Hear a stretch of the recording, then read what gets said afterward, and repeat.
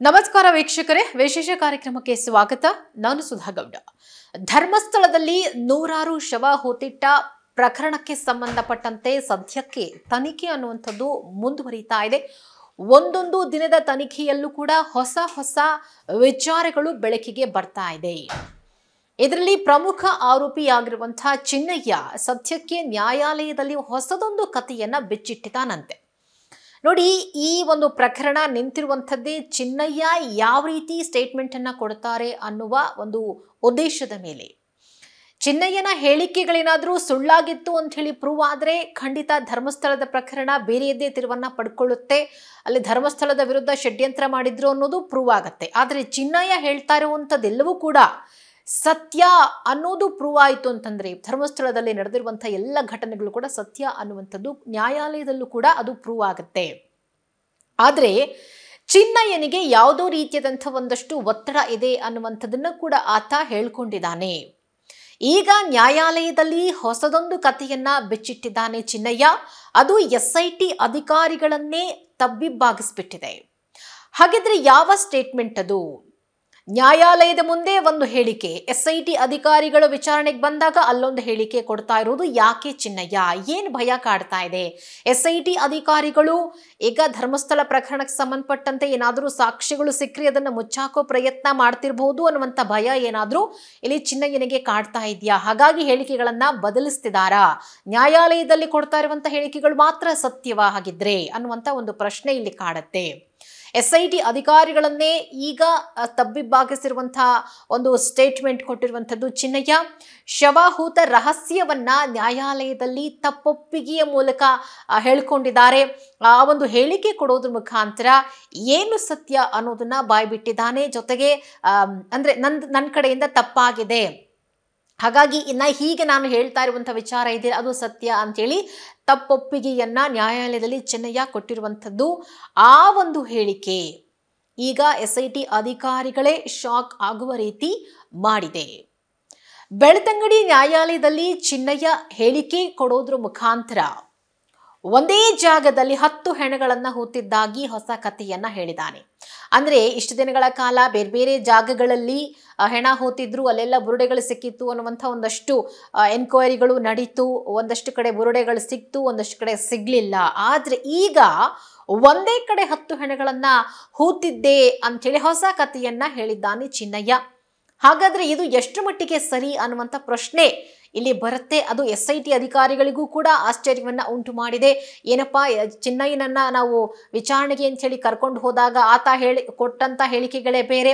ಜೊತೆಗೆ ನಾವು spot verification ಮಾಡಿದ್ವಿ, ಅಲ್ಲಿ ಒಂದೊಂದು ಜಾಗದಲ್ಲಿ ಒಂದೊಂದು ಬುರುಡೆ ಇದೆ ಅಂತ ಹೇಳಿ ಹೇಳಿದ್ದ ಇದೇ ವ್ಯಕ್ತಿ ಇದೀಗ ಒಂದೇ ಕಡೆ 10 ಹೆಣಗಳನ್ನ ಹೂತಿದ್ದೀನಿ ಅಂತ ಹೇಳಿ ಸ್ಟೇಟ್ಮೆಂಟ್ ಕೊಟ್ಟಿದ್ದಾನಲ್ಲ ಅಂತ ಹೇಳಿ SIT ವಿಚಾರಣೆಯ ವೇಳೆ ಈ ಮಾಹಿತಿಯನ್ನ ಕೊಡದೆ ಬೇರೆ ಮಾಹಿತಿಯನ್ನ ಕೊಟ್ಟನಲ್ಲ ಯಾಕೆ ಅನ್ನುವಂಥ ಒಂದು ಪ್ರಶ್ನೆಯ ಜೊತೆಗೆ ಆಶ್ಚರ್ಯವನ್ನ ಕೂಡ ತಂದಿದೆ SIT ಅಧಿಕಾರಿಗಳಿಗೆ. ಇಲ್ಲಿ ಚಿನ್ನಯ್ಯನ ಈ ಹೊಸ ಹೇಳಿಕೆಯನ್ನ ಕೇಳಿ SIT ಅಧಿಕಾರಿಗಳೇ ಶಾಕ್ ಆಗಿದ್ದಾರೆ. ಹಾಗಿದ್ರೆ ನಮ್ಮ ಹತ್ರ ಸುಳ್ಳು ಹೇಳ್ತಿದ್ದಾನ ಚಿನ್ನಯ್ಯ? ಯಾಕೆ ಸುಳ್ಳು ಹೇಳ್ತಿದ್ದಾನೆ? ಯಾತಕ್ಕಾಗಿ ನಮಗೆ ಸತ್ಯವಾದ ಮಾಹಿತಿಗಳನ್ನ ಚಿನ್ನಯ್ಯ ಹೇಳ್ತಾ ಇಲ್ಲ? ನಮ್ಮ ಬಗ್ಗೆ ಆತನಿಗೆ ಏನಾದರೂ ಭಯ ಇದೆಯಾ? ಅಥವಾ ನಾವೇನಾದರೂ ಆತನನ್ನ ಈ ಒಂದು ಪ್ರಕರಣದಲ್ಲಿ ಸಿಕ್ಕಾಕಿಸ್ಬಿಡ್ತೀವಿ ಅನ್ನುವಂಥ ಭಯ ಇದೆಯಾ? ಹಾಗಾಗಿ ಕೋರ್ಟ್ನಲ್ಲೇ ಸತ್ಯವನ್ನ ಹೇಳ್ತಿದ್ದಾನ? ಇಲ್ಲೊಂದು ಅಲ್ಲೊಂದು ಸ್ಟೇಟ್ಮೆಂಟ್ ಯಾಕೆ ಕೊಡ್ತಿದ್ದಾನೆ ಚಿನ್ನಯ್ಯ? ಈ ಪ್ರಕರಣದಲ್ಲಿ ಪ್ರಮುಖ ಆರೋಪಿಯಾಗಿರುವಂಥ ಚಿನ್ನಯ್ಯ ಹೇಳಿಕೆ ಎಷ್ಟು ಇಂಪಾರ್ಟೆಂಟ್ ಅನ್ನುವಂಥದ್ದು SIT ಅಧಿಕಾರಿಗಳಿಗೂ ಕೂಡ ಗೊತ್ತಿದೆ. ಹಾಗಾಗಿ ಅಧಿಕಾರಿಗಳು ಶಾಕ್ಗೆ ಒಳಗಾಗಿದ್ದಾರೆ. ಮೊದಲ ದಿನದಿಂದಲೇ ಇಡೀ ಪ್ರಕರಣದ ಒಂದು ಹಾದಿಯನ್ನು ತಪ್ಪಿಸುವಂಥ ರೀತಿಯಲ್ಲೇ ಹೇಳಿಕೆಯನ್ನ ಕೊಟ್ಕೊಂಡು ಬಂದಿದ್ದಾನೆ ಚಿನ್ನಯ್ಯ. ಯಾವಾಗ ಧರ್ಮಸ್ಥಳ ಪ್ರಕರಣ ಈಚೆಗೆ ಬಂತೋ ಆಗ ಮೊದಲಿಗೆ ಅರೆಸ್ಟ್ ಆಗಿದ್ದು ಚಿನ್ನಯ್ಯ. ಯಾಕಂದ್ರೆ ಹೆಣ ಎಲ್ಲವನ್ನ ಹೂತಿದ್ದು ಆತನೇ ಅಂತೇಳಿ ಒಪ್ಕೊಂಡಿದ್ದಾನೆ. ಆತನೇ ಜಾಗಗಳನ್ನ ತೋರಿಸಿದ್ದಾನೆ. ಸಾಕಷ್ಟು ದಿನಗಳ ಕಾಲ ಒಂದು ಮಹಜರ್ ನಡೆದಿದೆ. ಅಂದ್ರೆ ಪ್ರಾರಂಭದ ಹಂತದಿಂದಲೂ ಕೂಡ ಚಿನ್ನಯ್ಯ ಅವರ ಒಂದು ಹೇಳಿಕೆಯ ಆಧಾರದ ಮೇಲೆ, ಆತ ತೋರಿಸುವ ಜಾಗದ ಆಧಾರದ ಮೇಲೆ SIT ಅಧಿಕಾರಿಗಳು ತನಿಖೆಯನ್ನ ಮಾಡ್ಕೊಂಡು ಬರ್ತಿದ್ದಾರೆ. ಎಲ್ಲೋ ಒಂದ್ ಕಡೆ ಪ್ರತಿ ಸಂದರ್ಭದಲ್ಲೂ ಕೂಡ ಆತನ ಒಂದು ಸ್ಟೇಟ್ಮೆಂಟ್ಗಳು, ಆತ ತೋರಿಸುವಂಥ ಜಾಗಗಳು ತನಿಖೆಯ ಹಾದಿಯನ್ನ ತಪ್ಪಿಸುವಂಥ ರೀತಿಯಲ್ಲೇ ಇತ್ತು ಅನ್ನುವಂಥ ಒಂದಷ್ಟು ಅನುಮಾನಗಳು ಕೂಡ ಬಂದಿದ್ದು ಸತ್ಯ. ಈಗ ಮತ್ತೆ ಚಿನ್ನಯ್ಯ ವರಸೆಯನ್ನ ಬದಲಿಸಿದ್ದಾನೆ. ಅದು ಯಾಕೆ? ಬೆಳ್ತಂಗಡಿ ಕೋರ್ಟ್ನಲ್ಲಿ BNSS ಕಾಯ್ದೆ 183ರ ಅಡಿ ಹೇಳಿಕೆಯನ್ನ ದಾಖಲಿಸಿದಂಥ ವೇಳೆ ಶವ ರಹಸ್ಯದ ಹೊಸ ಕಥೆಯನ್ನ ಹೇಳಿದ್ದಾನೆ. ಹಾಗಾದ್ರೆ ಇದು ಕೇವಲ ಕಥೆಯಾ ಅಥವಾ ಅದೇ ಸತ್ಯವಾ? ಒಂದೇ ಜಾಗದಲ್ಲಿ 10 ಹೆಣ ಹೂತಿದ್ದೆ ಆದ್ರೆ ಅದು ಯಾವ ಜಾಗ? ಆ ಜಾಗದಲ್ಲಿ ಹಾಗಿದ್ರೆ 10 ಬುರುಡೆಗಳು ಸಿಗಬೇಕಲ್ವಾ ಅನ್ನುವಂಥ ಪ್ರಶ್ನೆ ಕೂಡ ಉದ್ಭವ ಆಗುತ್ತೆ.